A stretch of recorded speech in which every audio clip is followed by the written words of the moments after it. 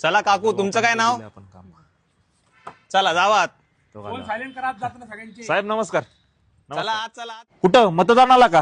काय काय झालं? या साहेब जरा 2 मिनिटं बाजूला. सुदामे हे घ्या, मत फक्त आपल्याच पार्टीला बरं का. अरे बापरे, हे तर फारच कमी झाले. 2000 आहेत सुदामे. अहो तुम्ही आता 2000 रुपये देणार आणि 5 वर्षांनी परत येणार, हे काय बरोबर नाही. अहो 5 वर्ष म्हणजे मोठा काळ असतो. कसे पुरणार हे पैसे? 365 गुणिले 5 म्हणजे 1825 दिवस झाले.